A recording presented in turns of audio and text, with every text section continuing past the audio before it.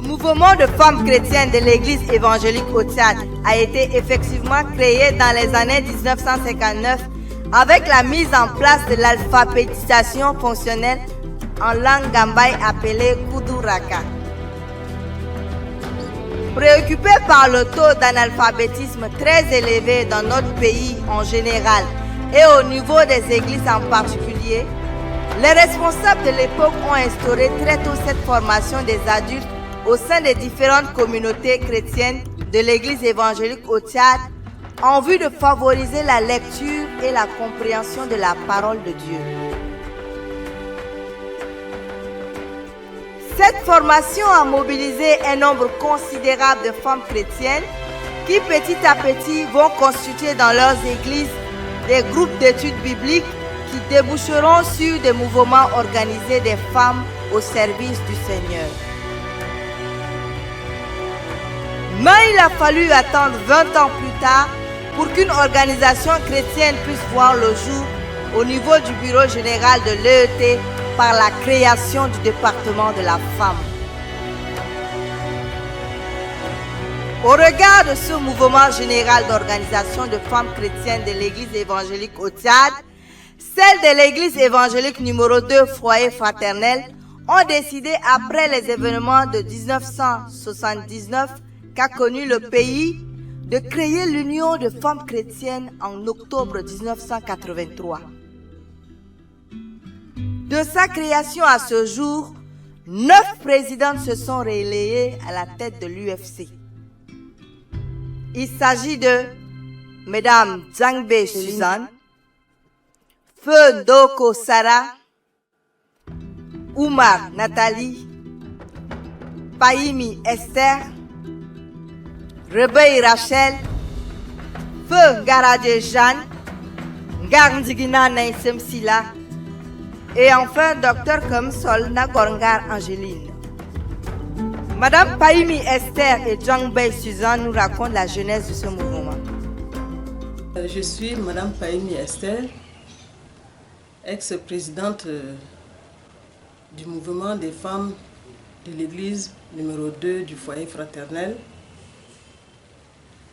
Mouvement né depuis 1983 après les événements qu'a connus notre pays.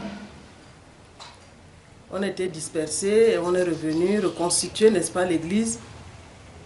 Et les femmes se sont retrouvées pour dire mais comment nous pouvons faire pour rassembler les sœurs et les stimuler dans la parole de Dieu.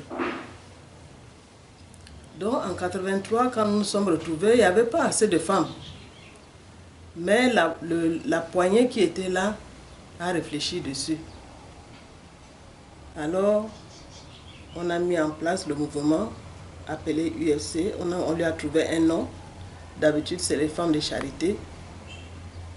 Dont la première tête était Madame Djangbe Suzanne.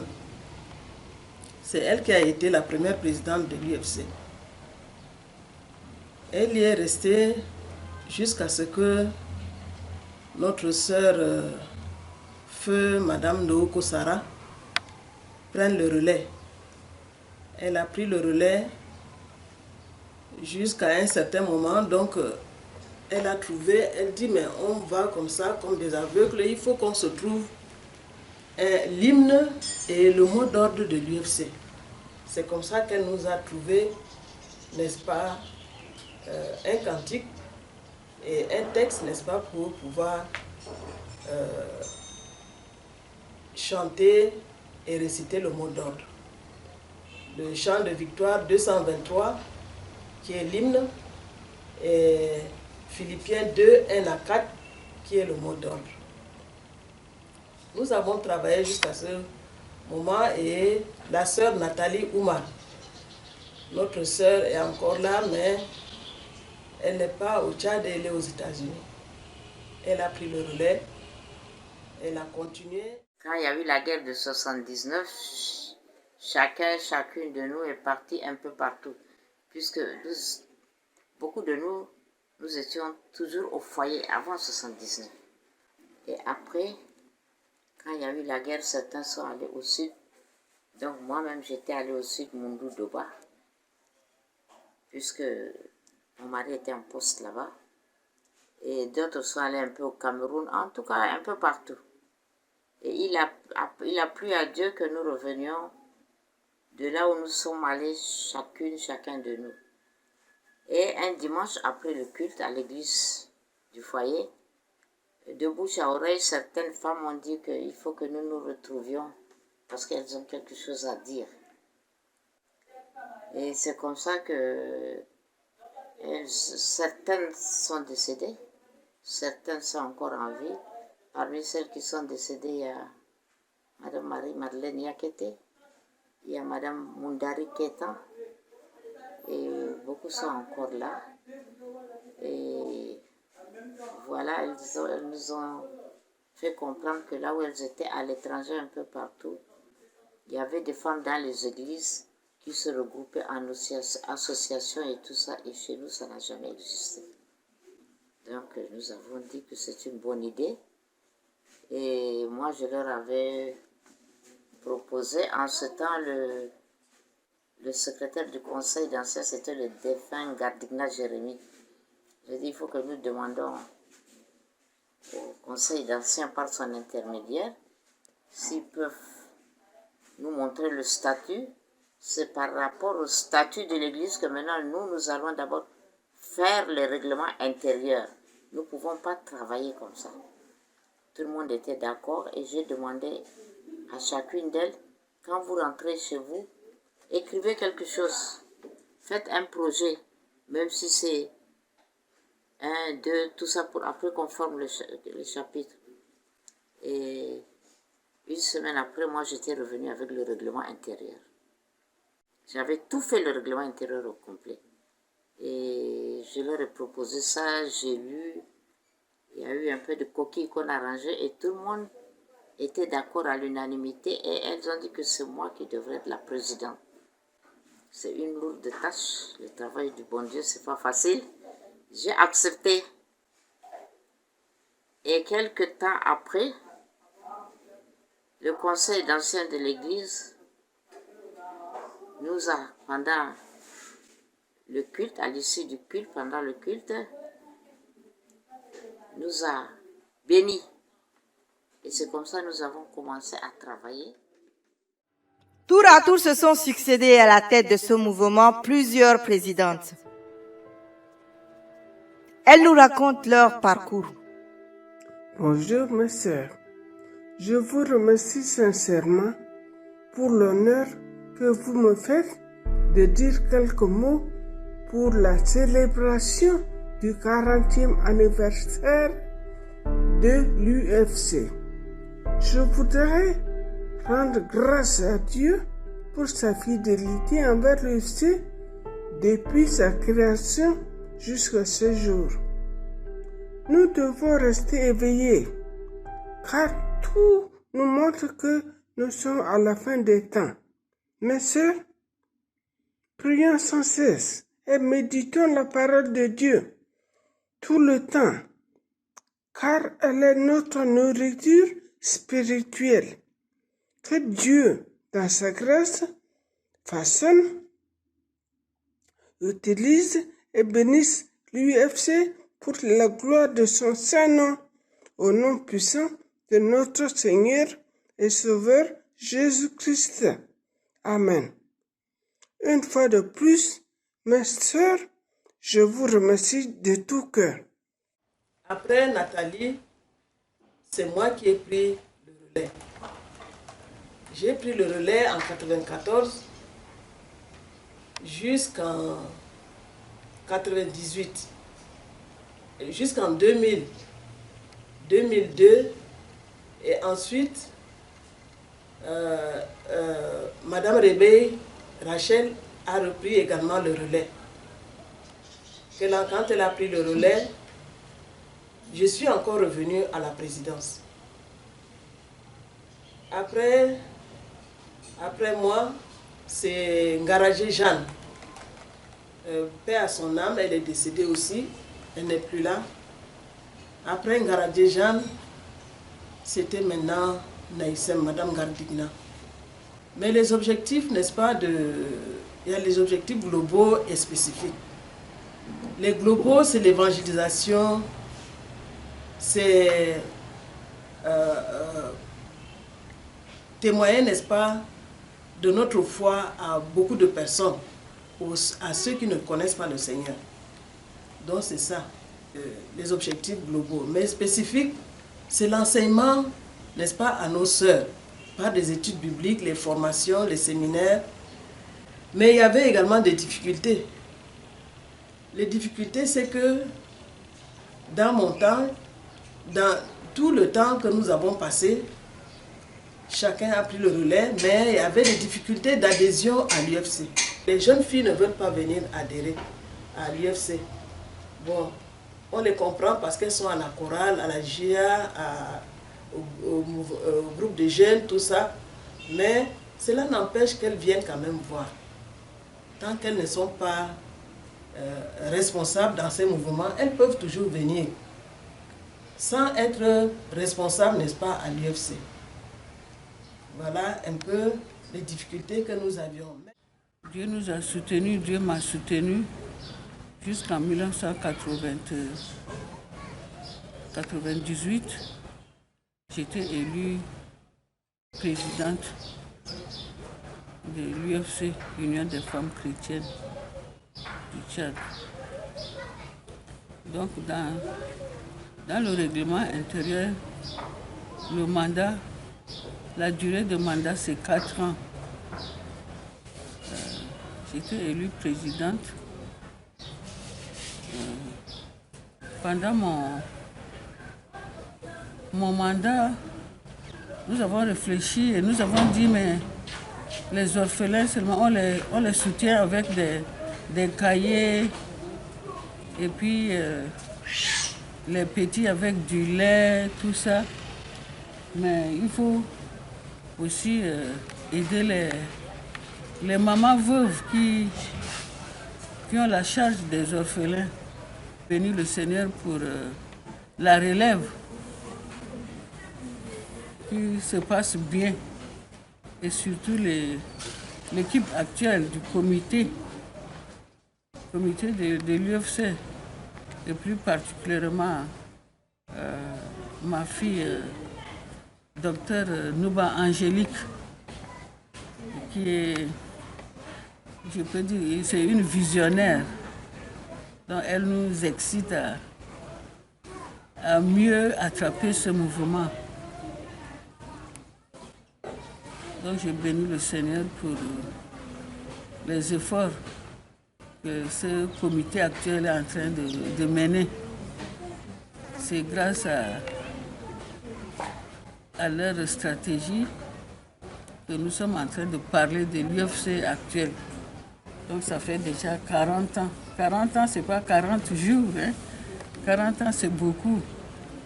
40 ans, là, on est déjà adulte. Donc, merci. Il y a beaucoup de choses qui se passent actuellement. Les femmes travaillent. Béni soit le Seigneur qui a dit dans sa parole, il ne dort ni ne sommeille. Et il nous aide.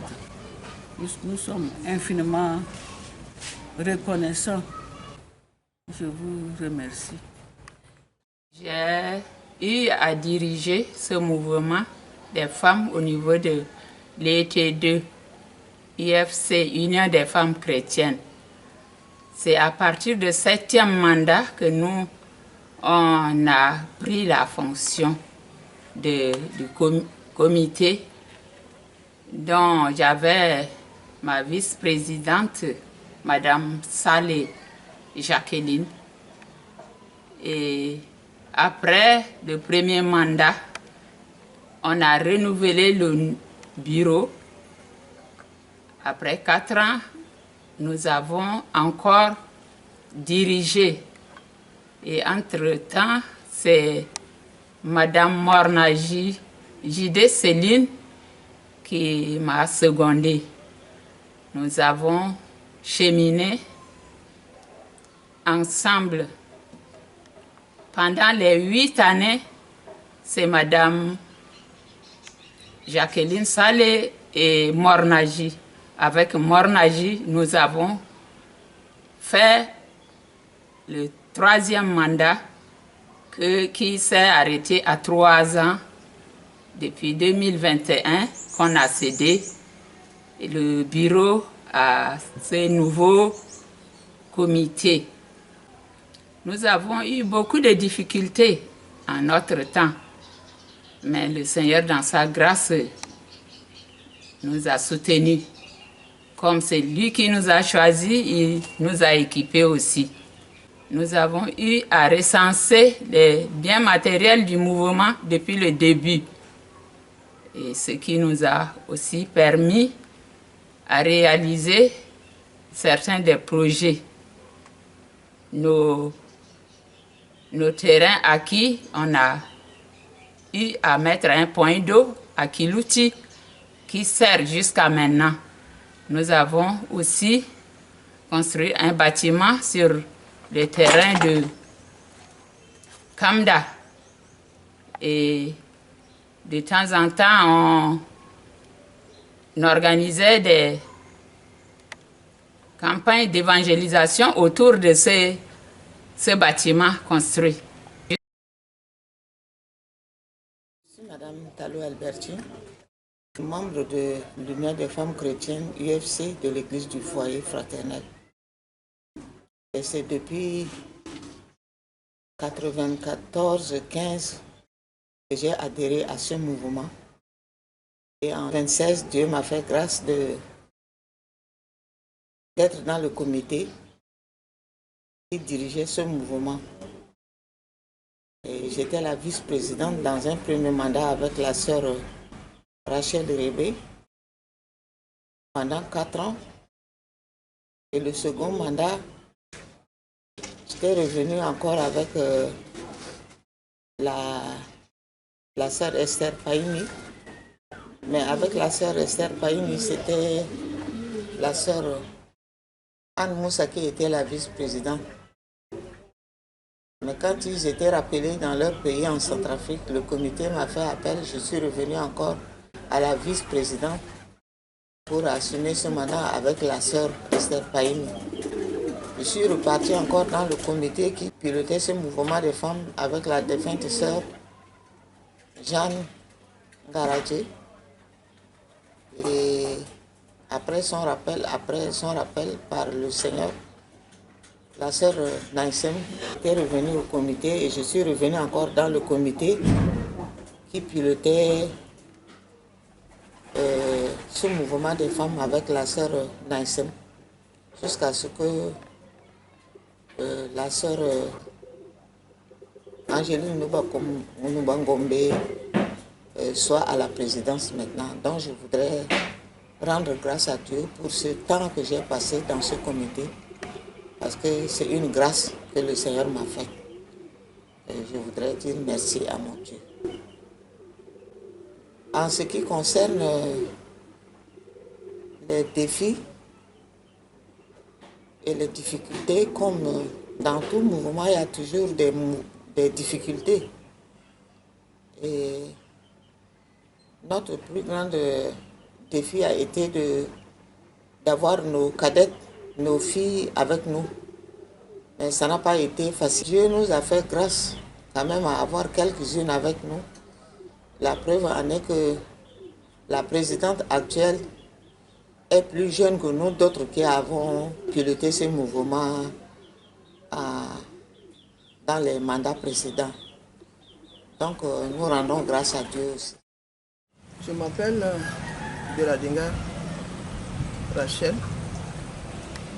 Je suis convertie et baptisée à ACT. Je rends grâce à Dieu qui a passé par une sœur qui fréquentait l'église évangélique de le foyer fraternel. Après les événements de 1979, nous avons regagné le pays, la capitale, maintenant pour reprendre avec les activités. Elle m'a invité à venir faire le culte au foyer. parce que entre-temps, il y avait seulement l'ACT de Lézy et le foyer fraternel qui était ouvert. Les autres églises n'étaient pas encore ouvertes, donc il fallait venir faire les cultes. C'est ainsi que j'ai intégré l'église du foyer fraternel dans les années 82. Et en 83, 1983, l'Union des femmes chrétiennes également a été créée et je faisais partie de ces groupes de femmes qui étaient au foyer. Et je faisais également partie du premier comité.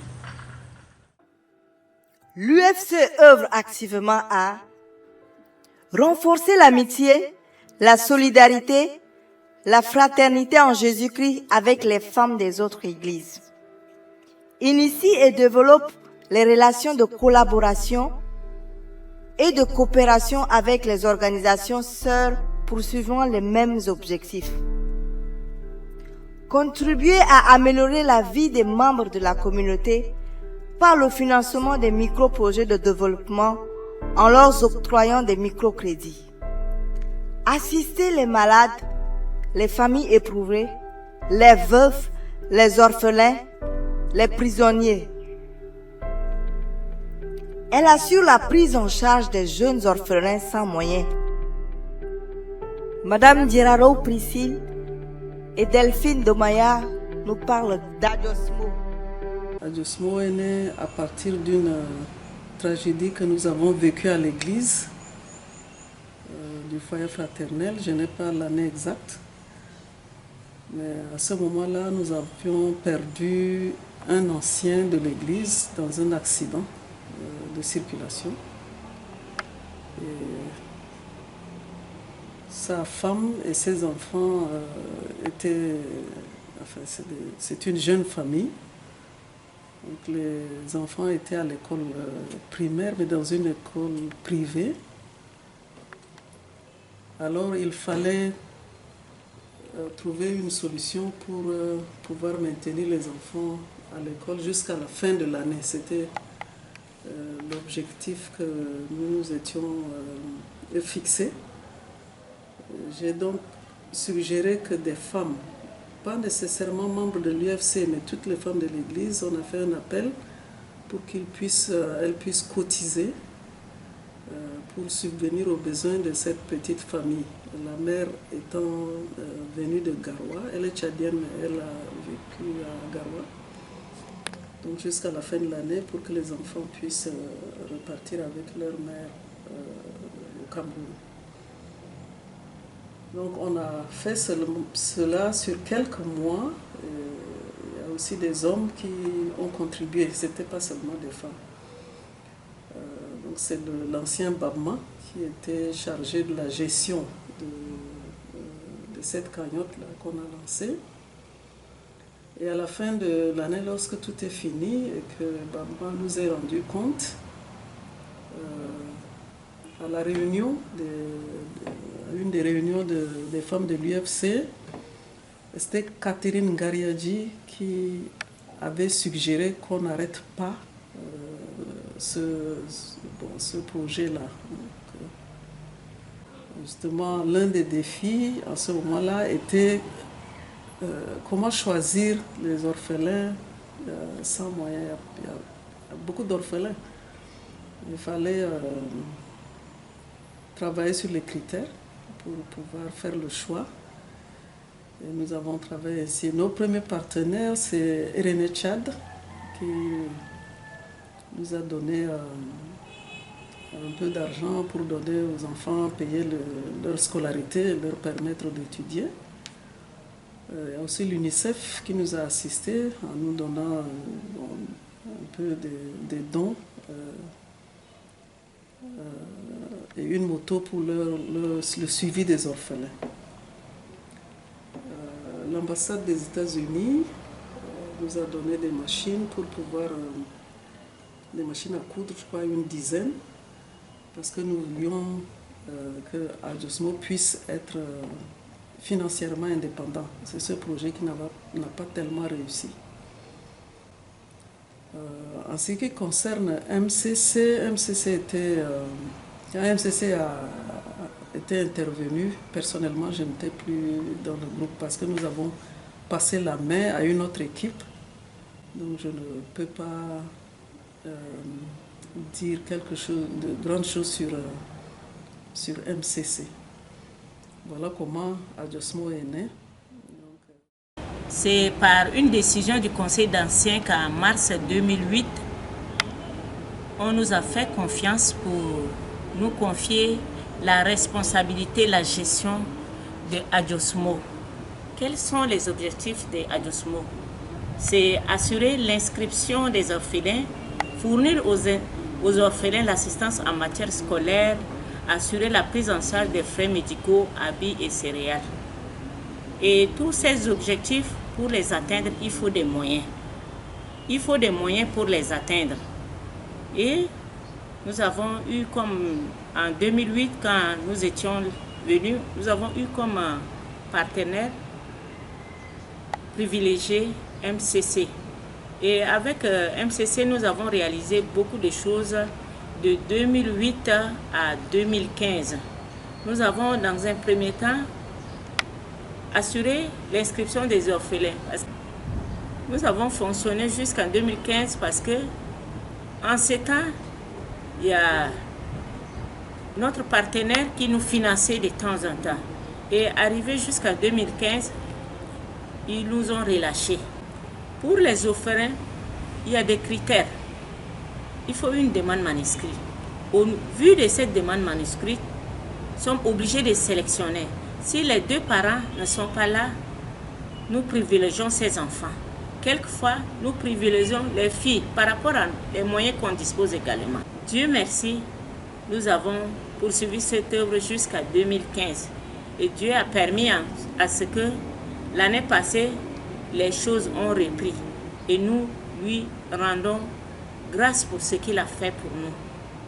Au niveau de Adiosmo, ce n'est pas seulement MCC, mais parallèlement à MCC, il y a des membres de l'église, où il y a des gens qui viennent en visite à l'église également, certains étrangers. Quelquefois, quand on les explique, surtout le coordonnateur des œuvres sociales, M. Koilo, paix à son âme.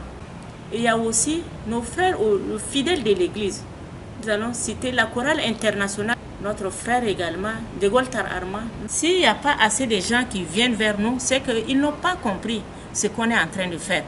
Et aujourd'hui, lors de la 40e anniversaire, nous demandons à nos frères qui ont dans leur cœur cet amour pour les orphelins de s'approcher de nous pour qu'on puisse les expliquer qu'est-ce qu'on est en train de faire, qu'est-ce qu'ils peuvent faire pour nous, pour que l'œuvre du roi des rois puisse continuer. Nous allons relever également, il y a la contribution de l'église à la délégation de l'action sociale en 2014. Ils ont pris 60 orphelins. Parallèlement à ce qu'on fait, ils les ont donné 4 000 à chaque enfant par année pendant les 2 ans avec les kits scolaires. C'est minime, mais c'est ce que l'action sociale a fait. Sa contribution a été louable également pour nous. Nous voulons, par cette occasion, souhaiter joyeux anniversaire à toutes les femmes de charité. Je vous remercie. Depuis sa création à nos jours, le mouvement de femmes a à son actif plusieurs réalisations.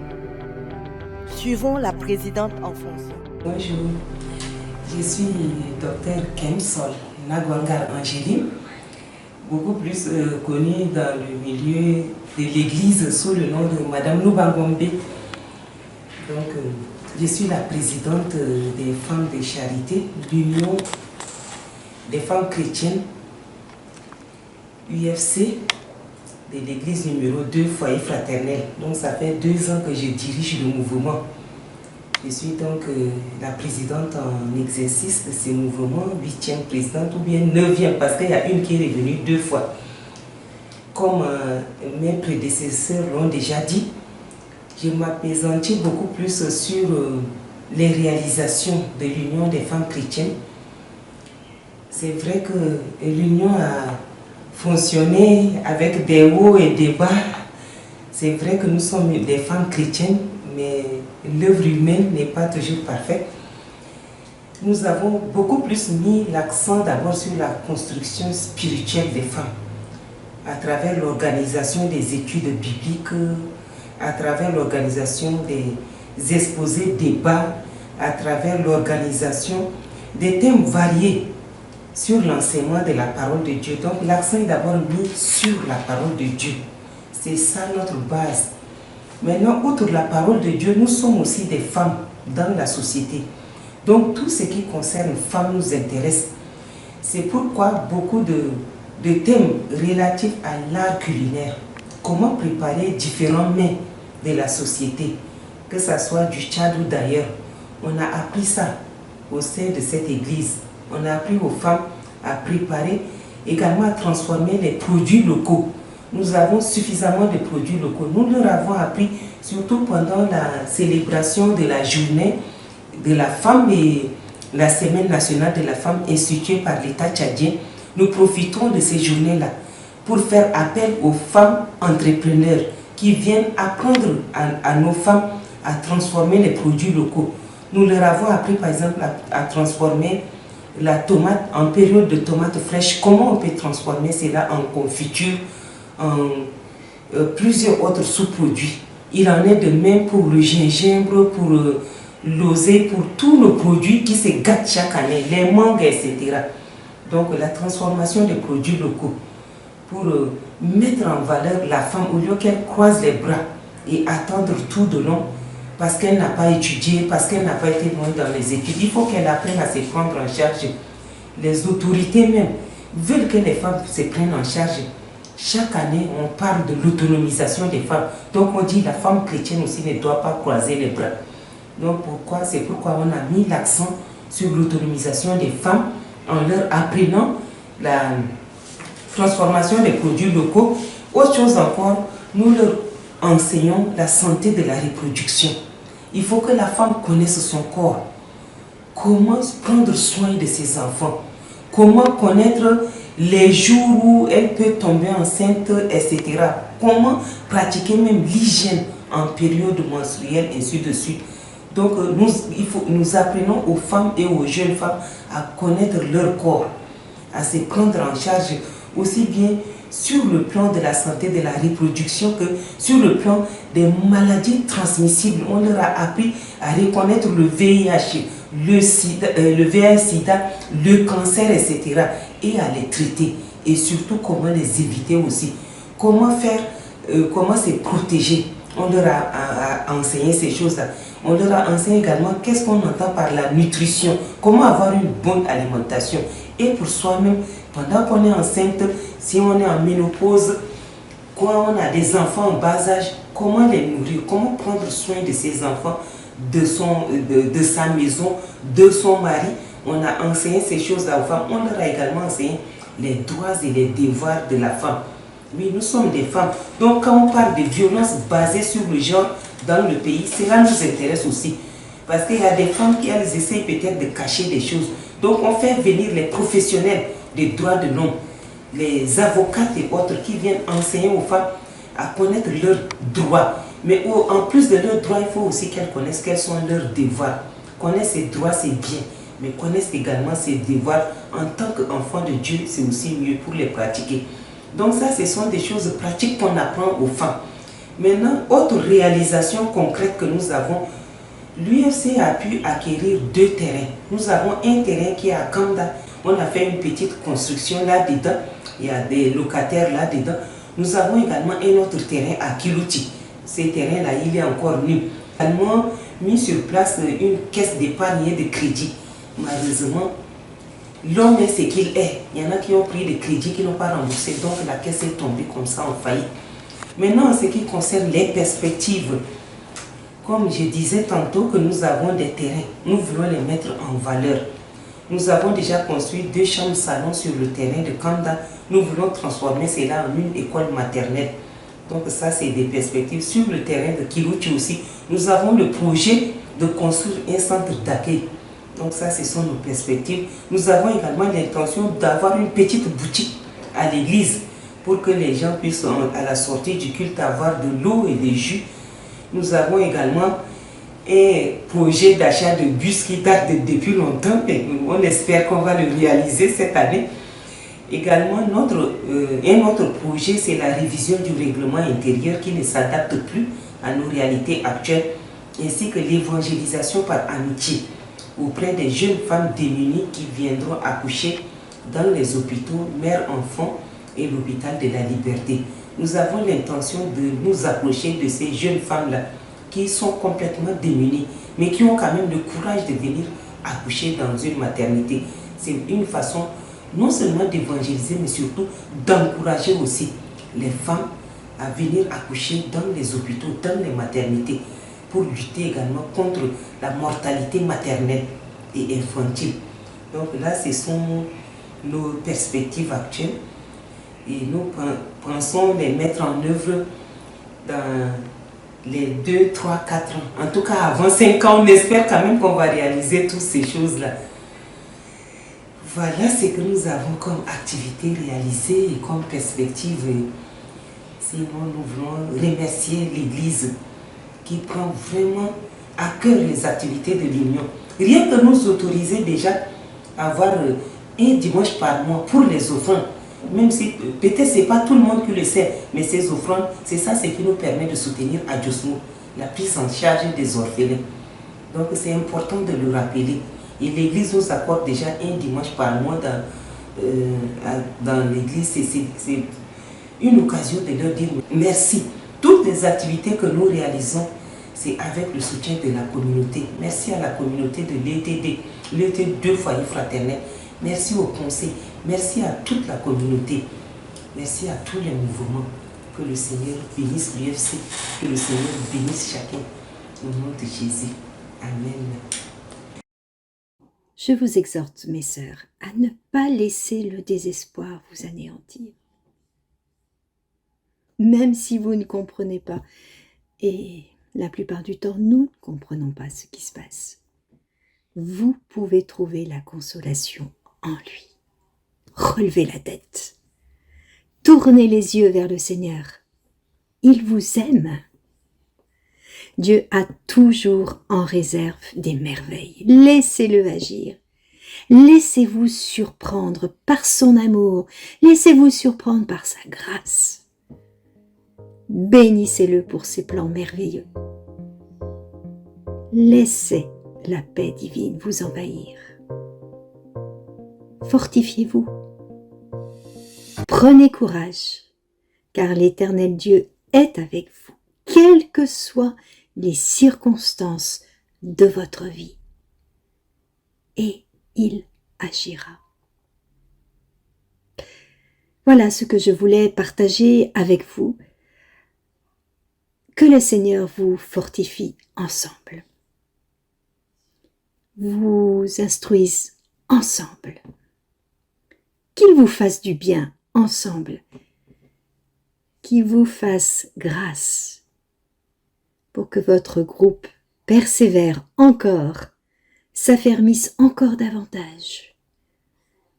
Soyez les unes pour les autres des encouragements. Aimez-vous les unes les autres pour que vous puissiez, par votre foi, par votre amour, par vos actions, attirer toujours plus de femmes à servir le Seigneur. Oui, en ces jours, je vous souhaite une joyeuse fête. Que le Seigneur vous bénisse richement. Amen. Je bénis mes sœurs qui m'ont aidé à avoir une autre vision